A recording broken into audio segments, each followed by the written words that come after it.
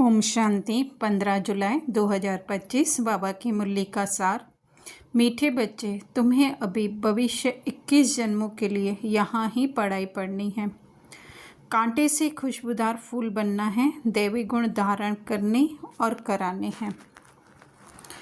तो एक नया युग शुरू हो रहा है, या एक कहें कि पूरा जो है वो 360 डिग्री का परिवर्तन हो रहा है, जहाँ हम पूरे अब इस समय देह अभिमानी उससे जो है हम देही अभिमानी बनते हैं।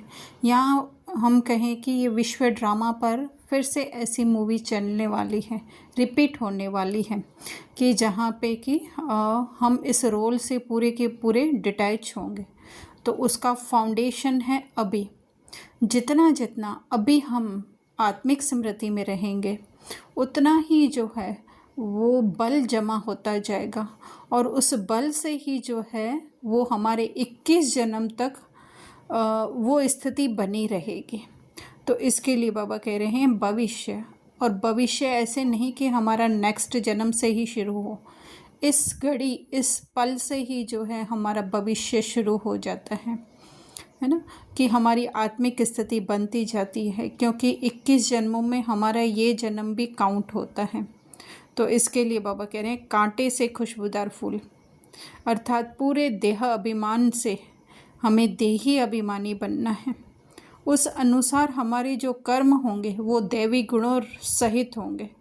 तो इसके लिए कह रहे हैं देवी गुण धारण करने और कराने हैं, अर्थात दूसरों को भी जितना जितना हम उनके सत्य स्वरूप से देखेंगे, तो उनके अंदर भी जो उनका पार्ट मर्ज है वो इमर्ज होता जाएगा। फिर प्रश्न पूछ रहे हैं बाबा, किन बच्चों की बुद्धि का ताला नंबरवार खुलता जाता है? तो बुद्धि का ताला खुलना अर्थात समझ आती जाना।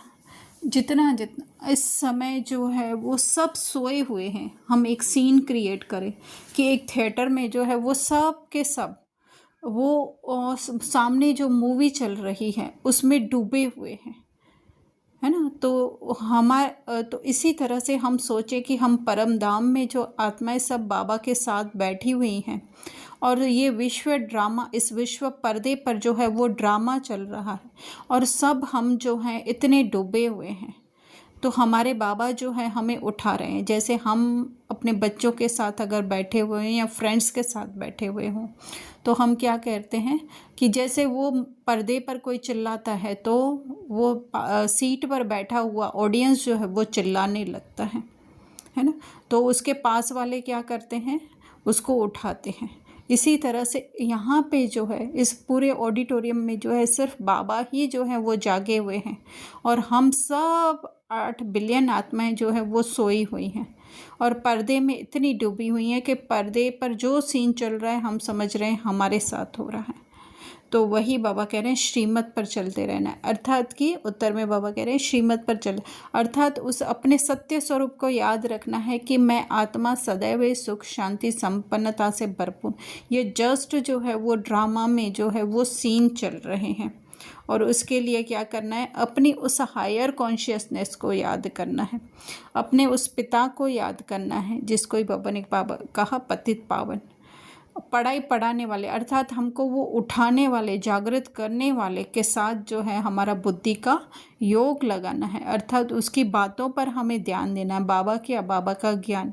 तो वो जो कह रहे हैं वो जागृत अवस्था में होकर के हमें सुनना है, वही है बुद्धि का ताला खुलता है। तो जितना जितना हम उस पर अटेंशन रखेंगे बाबा के, ना, हम सोचें कि हम ऑडिटोरियम में बैठे हुए हैं और जो हमारे पास में हमें उठा रहा है उसकी बातों पर हम अटेंशन रखेंगे, तो हमारी बुद्धि का ताला जो है वो खुलता जाएगा। और फिर हमें क्या समझ रखनी है कि ये भी जो है ये स्क्रीन पर जो चल रहा है वो भी हमारी तरह ही जो है वही है आत्मा, बाय बाय, है ना।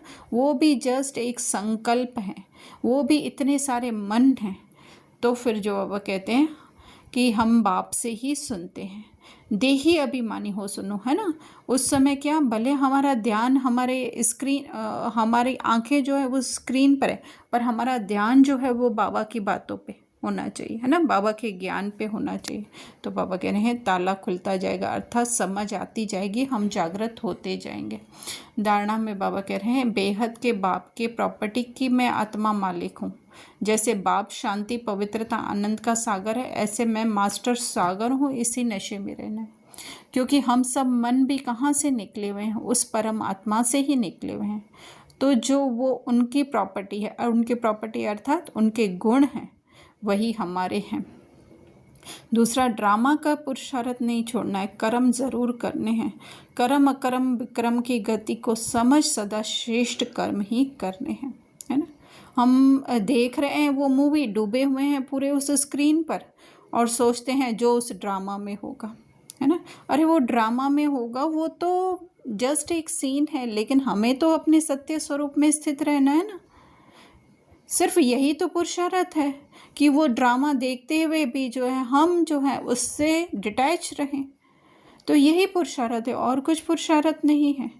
तो वही जो है वो श्रेष्ठ कर्म करना है ना, अर्थात अपना बुद्धि का अटेंशन उस जो हमारे पास बैठा हुआ है उसके ऊपर देना और अपने सत्य स्वरूप में रहना।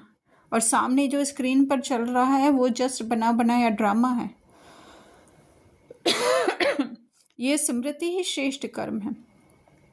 और बाकी विक्रम ये है कि हम उसमें अगर डूब जाते हैं और सोचते हैं मेरे साथ ऐसा हो रहा है ना, वो तो जो होना होगा उस पात्र के साथ, उस रोल के साथ, उस पार्ट के साथ होगा। लेकिन हम जो उसमें डूब जाते हैं और उसको अगर चोट लगती है तो हम सोचते हैं हमें चोट लगी है, तो वही विक्रम है। विक्रम अर्थात हमारी बुद्धि उसमें फंस जाना। वरदान दे रहे हैं बाबा, समय के महत्व को जान, स्वयं को संपन्न बनाने वाले विश्व के आधार मूर्त भव।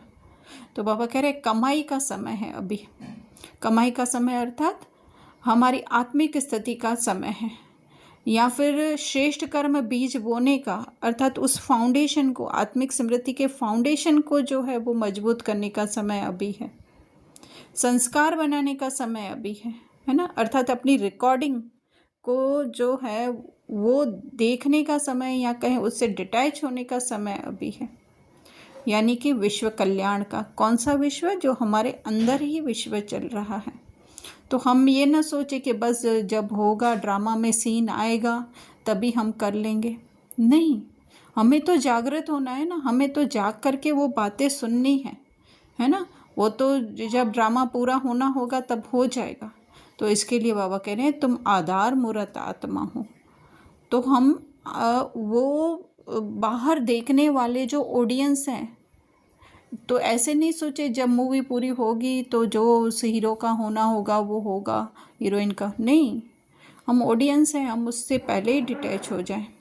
तो बाबा कह रहे हैं एक अविनाशी सहारे के आधार पर कलयुगी पतित दुनिया से किनारा कर, है ना। अविनाशी सहारा कौन सा है हमारा? ये ज्ञान, बाबा का ज्ञान जो है वो। तो बाबा कह रहे हैं कि मतलब ये सीन जो भी चल रहे हैं वो कलयुगी पतित हैं। हम स्वयं को जो है वो संपन्न आत्मा माने।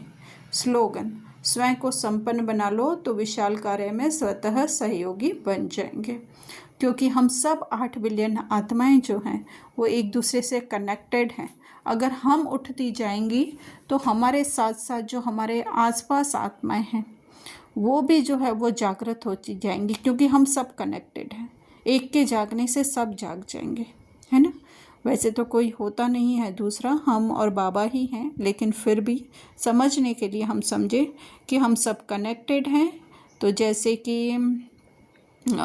एक खुशबू होती है, एक कमरे में फैला दे तो, और एक अगरबत्ती को रख दे तो सारे कमरे में खुशबू फैल जाती है। इसी तरह से हमारे वाइब्रेशन, हमारी सोच भी जो है वो सब जगह फैलती है। तो जितना हम जागृत होंगे उतना ही सब जागृत